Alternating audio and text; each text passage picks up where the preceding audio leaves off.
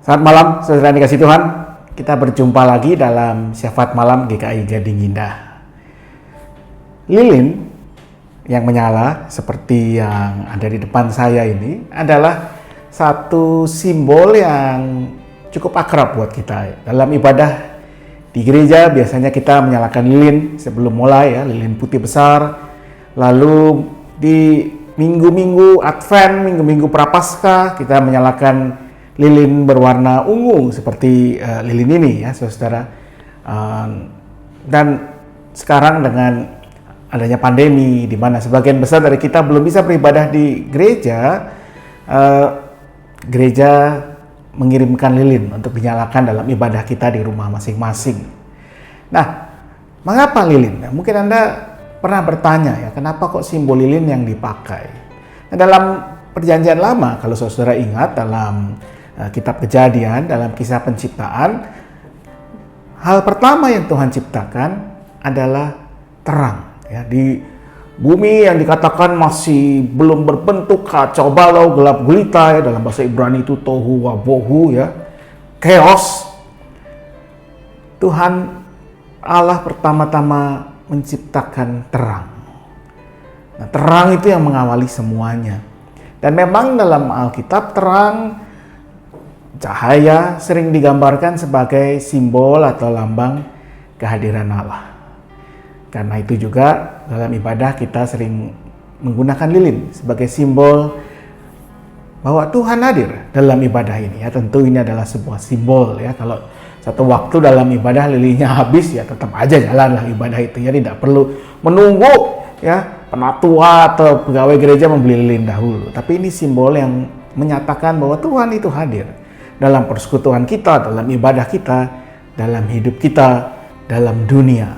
Tempat Ia berkarya, Tuhan menata kekacauan, ya, chaos itu menjadi kosmos, keteraturan. Nah, tapi juga lilin atau cahaya terang juga sering menyimbolkan pengharapan, menyimbolkan sesuatu yang menerangi kegelapan, sehingga orang yang ada dalam kegelapan itu merasakan kehangatan, tetapi juga merasakan sesuatu yang menuntunnya, memandunya. Saya ingat beberapa tahun lalu, ya sudah cukup lama sebetulnya, ya, mungkin 18 tahunan lalu, dalam sebuah kesempatan pelatihan para calon pendeta di GKI, kami sedang melakukan trekking, ya, artinya kami sedang berjalan di alam terbuka. Dan salah satu jalur trekking itu adalah sebuah terowongan air yang harus kami masuki satu persatu. Nah, terowongan itu semula cukup tinggi, sehingga kita bisa, ya, agak menunduk sedikit saja. Tapi oleh instrukturnya sudah dikatakan nanti terowongan ini akan makin menciut, mengecil.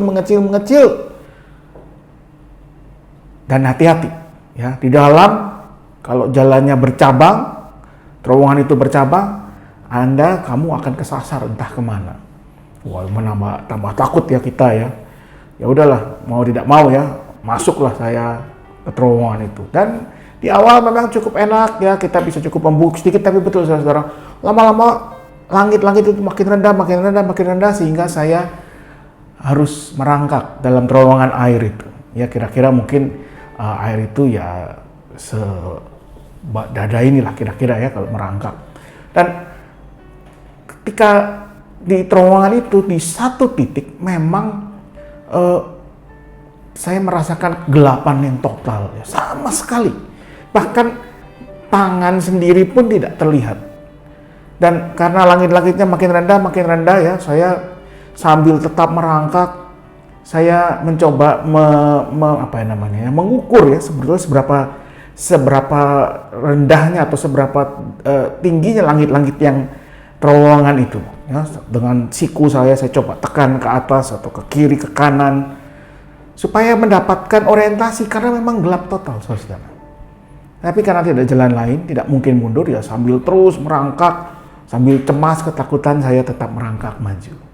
Sampai di satu titik, saya melihat secercah cahaya kecil di ujung. Pada saat itulah ada semacam kehangatan dalam hati saya, biarpun airnya cukup dingin waktu itu. Di sana ada cahaya, itu ujungnya.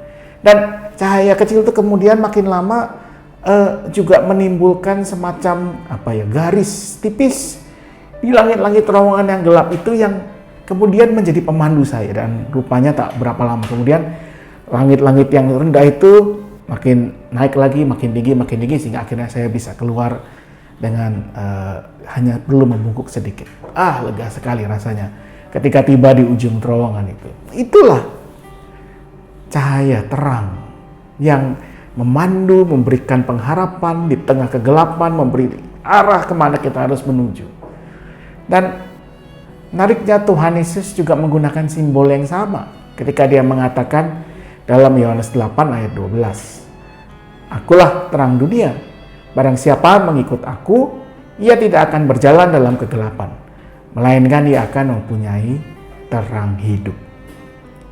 Yesus Kristus adalah terang dunia.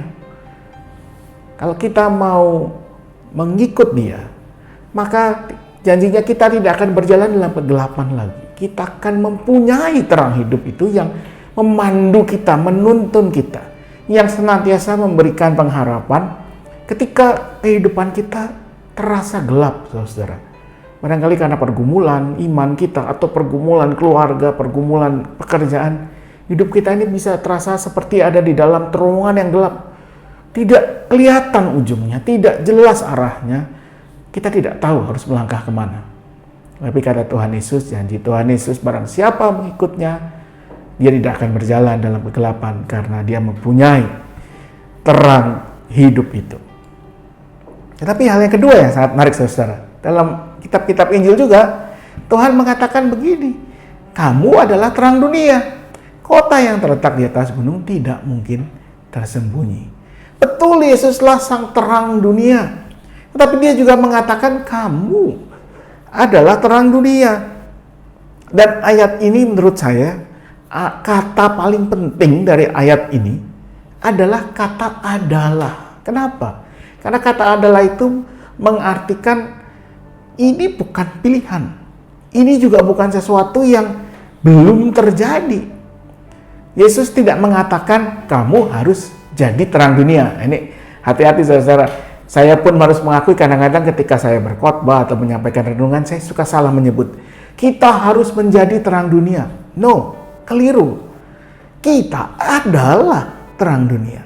Dalam bahasa Inggris bukan you have to be, you must be, you're going to be the light of the world, bukan, tapi you are the light of the world. Kita ini adalah terang dunia. Kalau apa? Kalau kita menjadi atau mau menjadi pengikut Tuhan Yesus. Konsekuensinya apa? Konsekuensinya kita pun harus memberi pengharapan ketika dunia ada dalam kegelapan.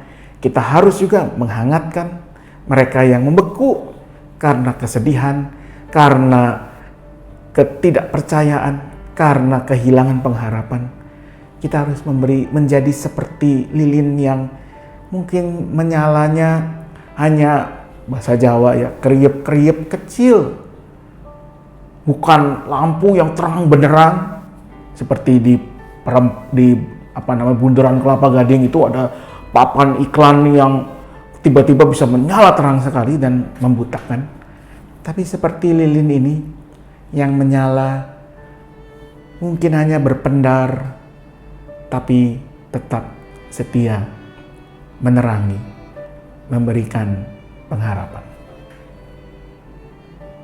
Kristus, Tuhan Yesus Kristus adalah terang dunia. Dia mengajak kita untuk mengikutnya agar kita memiliki terang hidup itu. Sehingga kita pun juga terang dunia. Dimanapun Tuhan hadirkan kita. Kita memberikan pengharapan, kita menerangi yang gelap, kita menghangatkan yang membeku karena kedinginan. Kita memancarkan terang Kristus, sang terang dunia yang sejati itu. Selamat malam, selamat beristirahat. Ingatlah, kita semua adalah terang dunia. Mari kita berdoa. Ya Tuhan, terima kasih untuk Kristus sang terang dunia yang telah menerangi kegelapan kehidupan kami, memberikan pengharapan yang tidak pernah henti, yang menyatakan, menunjukkan jalan-jalan yang harus kami jalani sebagai murid-murid Kristus. Maka biarlah kami juga boleh melakukan panggilan kami sebagai terang dunia dimanapun Tuhan menempatkan kami.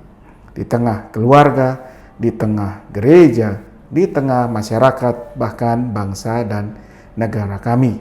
Ketika kami juga tetap menunjukkan atau menyatakan pengharapan, bahkan ketika situasi nampaknya tidak berpengharapan lagi, ketika situasi begitu buruk dan orang-orang sudah mulai kehilangan pengharapan dan menjadi apatis, biarlah kami tetap punya pengharapan, menunjukkan pengharapan itu, mengerjakan pengharapan itu, dan Tuhan yang akan menggenapi dan menyempurnakannya. Biarlah kami juga menyatakan kehangatan terang Kristus yang menyambut setiap orang tanpa pandang bulu, yang menyatakan kasih tanpa melihat atau menilai seseorang berdasarkan keadaan atau kondisinya. Sebagaimana Kristus telah mengasihi dunia dan seluruh manusia, maka biarlah kami juga menyatakan kasih Kristus yang menghangatkan, yang mencairkan kebekuan, sehingga membangun kehidupan yang lebih baik. Biarlah dengan demikian kami menjadi murid-murid Kristus yang setia, yang taat, bahkan dalam segala kekurangan dan keterbatasan kami. Kami berdoa untuk bangsa dan negara kami di tengah situasi pandemi yang sedang kami hadapi. Biarlah semuanya, semua unsur masyarakat boleh bekerja sama membangun kehidupan yang baik, boleh tetap meningkatkan kewaspadaan terhadap hal-hal yang bisa membahayakan kehidupan bersama ini. Kami mau berdoa untuk keluarga-keluarga yang bergumul dengan setiap pergumulan kehidupan mereka. Biarlah terang Kristus tetap menerangi, menghangatkan, memberikan petunjuk kepada mereka untuk boleh memilih hal-hal yang baik untuk kehidupan bersama mereka. Kami berdoa untuk mereka-mereka yang dalam berbagai kelemahan fisik karena sakit penyakit. Tuhan yang tetap hangatkan hati mereka, kuatkan iman mereka, sampai mereka boleh melewati masa-masa sakit itu, ataupun mereka boleh menjalani semuanya tetap dengan terang Kristus yang menghangatkan, yang memberikan pengharapan dan sukacita, sehingga apapun akhirnya mereka tetap mengalami kasih Tuhan. Berkati juga setiap keluarga yang mendampingi mereka-mereka yang bergumul dengan berbagai kondisi kesehatan mereka. Inilah doa kami ya Tuhan, kami mau menyerahkan istirahat kami malam hari ini. Biarlah besok kembali kami bangun untuk menyambut dan mengerjakan panggilan yang Kau percayakan kepada kami hanya dengan kasih dan anugerah-Mu. Dalam nama Yesus Kristus, Sang Terang yang sejati, kami berdoa. Amin.